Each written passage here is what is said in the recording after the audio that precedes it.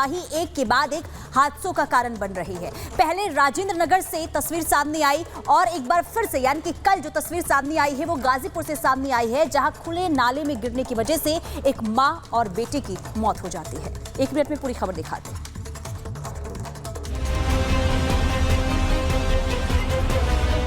राजधानी दिल्ली के गाजीपुर में मां बेटे की नाले में डूबकर मौत हो गई। हादसे के वक्त मां अपने 3 साल के बेटे के साथ बाजार जा रही थी।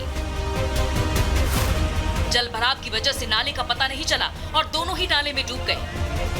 दरअसल कल रात करीब 8 बजे पुलिस को एक महिला और एक बच्चे के नाले में डूब जाने की सूचना मिली। इसके बाद मौके पर पहुंची पुलिस और रेस्क्यू टीम ने घंटों की कड़ी मशक्कत के बाद रात 11 बजे दोनों को नालों से बाहर निकाला। आनन फानन में अस्पताल ले जाया गया, जहां डॉक्टरों ने मां बेटे को मृत घोषित कर दिया।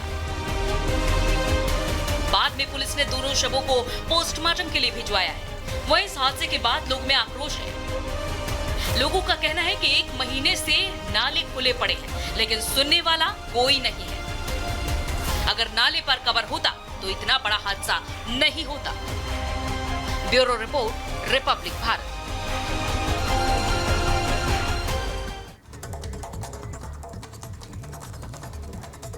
और वायनाड से इस वक्त तस्वीरें हम दिखा रहे हैं, वहां पर हमारी सहयोगी महिमा भी बनी हुई हैं। महिमा, पल पल आप वहां से जानकारी बता रही हैं, अभी क्या स्थितियां, क्या हालात? देखिए श्वेता, यहाँ पर लगातार बारिश हो रही है। थोड़ी देर धूप खिलती है, उसके बाद बारिश शुरू हो जाती है और यहाँ पर अभी भी रेस्क्यू ऑपरेशन चलाया जा रहा है। कुछ लोग हैं जो अभी भी लापता बताए जा रहे हैं, उनको ढूंढने की तलाश की जा रही है और जो अब घरों में मलबा है वो उसको निकाला जा रहा है।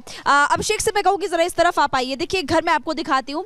ये जो इलाका है ये पॉश इलाका है और इस पॉश इलाके में सभी लोग यहाँ पर रहते थे, लेकिन अब यहाँ पर कुछ भी नहीं बचा है। आप देखिए अलमीरा, ये अलमारी जो है इस कमरे घर से बाहर निकल गई। सोचिए इसमें सामान रखा हुआ है, अंदर आपको सामान भी दिखाई दे रहा होगा, वो वैसा का वैसा ही पड़ा है। इसके अलावा देखिए अगर हम इस वाली तरफ को आएँ तो आपको इधर सामने नजर आएगा कि यहाँ पर कितना ज़्यादा आप देखेंगे कि एक साथ पानी इकट्ठा हुआ होगा। घर में आपको निशान नजर आएगा, शीशे टूट चुके हैं। बाहर गाड़ियाँ जो पड़ी थी वो उल्टी पड़ी हुई है। इसके अलावा बहुत सारी गाड़ियाँ ऐसे बता रहे थे यहाँ के जो स्थानीय लोग हैं कि 20 से 30 गाड़ियाँ इस इलाके में ऐसी जो इस मलबा जो आपको इस वक्त नजर आ रहा है यहाँ पर इतना सारा, इसके नीचे दबी हुई है। इसीलिए लगातार यहाँ पर रेस्क्यू ऑपरेशन चलाया जा रहा था कि अगर कोई व्यक्ति यहाँ पर हो या किसी का शव हो तो उसको निकाला जा सके। लेकिन अभी इस वाली जगह पे अब रेस्क्यू खत्म हो चुका है, धीरे धीरे आगे की ओर बढ़ रहे हैं। लेकिन यहाँ पर श्वेता सब कुछ खत्म हो चुका है, सब बर्बाद हो चुका है। इस बार बारिश की वजह से, जिस बारिश का इंतजार लोग कर रहे थे, गर्मी से परेशान थे, लेकिन उसी बारिश ने ऐसे लोगों की मुश्किलें बढ़ाई कि अब यहाँ पर सब कुछ खत्म हो चुका है। सन्नाटा पसरा हुआ है तो सिर्फ और सिर्फ प्रशासन, इसके अलावा यहाँ पर मेडिकल टीम, भारतीय सेना, NDRF, SDRF। अब दूसरी वाली तरफ एक बार दूर आप देखेंगे तो वहाँ पर भी कुछ देखिए रेस्क्यू ऑपरेशन चलाया जा रहा है। तो ये बहुत सारी जगह है, अभी तो बहुत ज़्यादा रेस्क्यू ऑपरेशन चलाना पड़ेगा क्योंकि यहाँ पर कई दिनों तक इस तरह से रेस्क्यू ऑपरेशन चलता रहेगा। अपडेट फटाफट से आपको बताते हैं, अब से कुछ ही देर में राहुल गांधी भी यहाँ पर पहुंचने वाले हैं। वहाँ पर रिलीफ कैंप है और रिलीफ कैंप में जो लोग प्रभावित हैं उनसे मुलाकात करते हुए उनको सांत्वना देते हुए नजर आएंगे।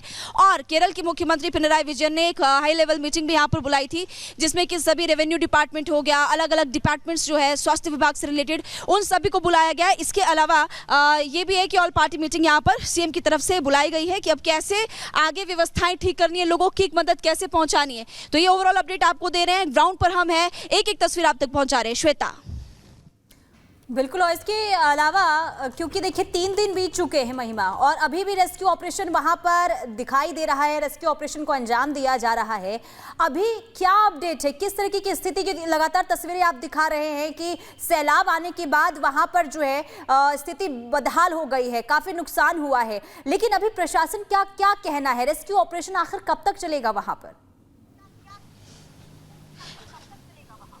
पुनीता, ये कहा नहीं जा सकता कि कितने अच्छा आ रहे थे, जो आपको खूबसूरत नजर आ रही है, ये मिनी कश्मीर था। इसको मिनी कश्मीर बोला जाता है क्योंकि यहाँ पर मौसम ठंडा रहता है। हालांकि अभी आपको धूप नजर आ रही होगी यहाँ पर, लेकिन धीरे धीरे यहाँ पर बारिश भी हो रही है और मौसम यहाँ पर ठंडा है। लेकिन अब ये मिनी कश्मीर पूरी तरह से तबाह हो चुका है। इस मिट्टी में ना जाने कितने शरीर, कितने शव जो है वो दफन है और छोटे छोटे बच्चों की जान चली गई। आप देखिए घरों के अंदर जो बेड पड़े हुए हैं, तो ये जब सारा सामान, इतना सारा सैलाब इकट्ठे आया, गाड़ियां बह गई, के घर ग्राउंड फ्लोर टूट गए।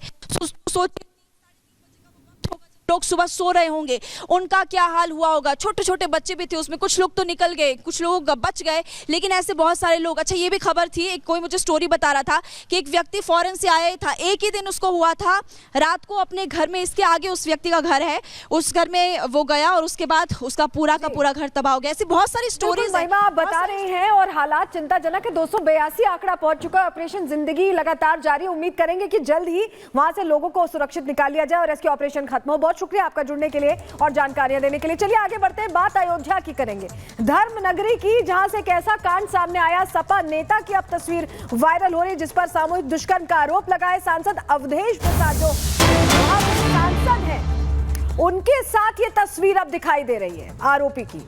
बताया जा रहा है समाजवादी पार्टी नेता मोहित खान, जिसने शोषण किया एक बच्चे का, लंबे समय तक शोषण किया, उसे धमकी भी दी। और अब ये जो तस्वीर आप देख रहे हैं, आप इसमें अवधेश प्रसाद को देख रहे हैं। वही अवधेश प्रसाद जो अयोध्या से जब जीते तो अखिलेश यादव ने जमकर कहा कि हमें आशीर्वाद दिया गया है। लेकिन ये आप तस्वीर देख लीजिए जो साथ में खड़े हैं आरोपी सपा नेता मोहित खान, जिस पर सामूहिक दुष्कर्म का आरोप लगा, एक बच्ची का शोषण करने का आरोप लगा है, धमकी देने का, जान से मारने की वीडियो बनाकर ब्लैकमेल करता रहा ये शख्स। और वही शख्स नजर आ रहा है खड़ा अवधेश प्रसाद के साथ जो सांसद हैं।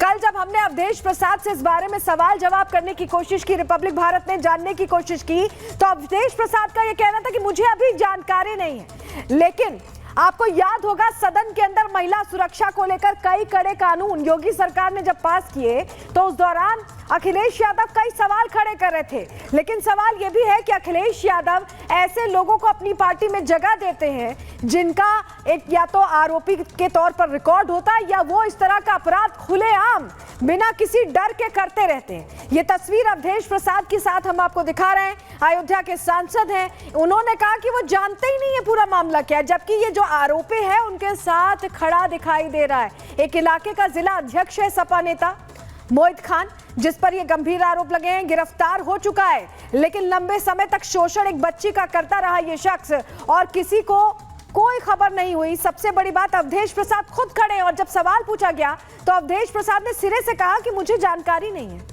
क्या किसी की बिना जानकारी के कोई उसके साथ खड़े होकर तस्वीर खिंचा सकता है? श्वेता, बिल्कुल एक तरह से कहीं बचने की यहाँ पर कोशिश की जा रही है, लेकिन सवाल यही है कि समाजवादी पार्टी जो महिला हितों की बात करती है, उसके खुद के नेता क्या कुछ कर रहे हैं। सोचिए, एक नाबालिग लड़की के साथ कैसे दुष्कर्म किया जाता है, उसके ऊपर एक दबाव बनाया जाता है कि वो सामने ना आए किसी के। ये स्थितियां हैं और इसी का तो जिक्र किया गया था योगी आदित्यनाथ की ओर से विधानसभा में, जब उन्होंने कहा था कि महिला अपराध के मामले में सबसे ज्यादा अगर किसी का नाम आता है तो वो समाजवादी पार्टी का नाम आता है। और अब देखिए किस तरह से उनके नेता का नाम निकल करके सामने आ रहा है, लेकिन अखिलेश यादव इस पर चुप क्यों है, इस पर कुछ क्यों नहीं बोलते हैं? सवाल पुनीता ये है। बिल्कुल, देखिए सवाल कई उठ रहे हैं और सवाल अब उठेंगे भी, क्योंकि तस्वीर सामने आई है अवधेश प्रसाद और साथ ही साथ आरोपी सपा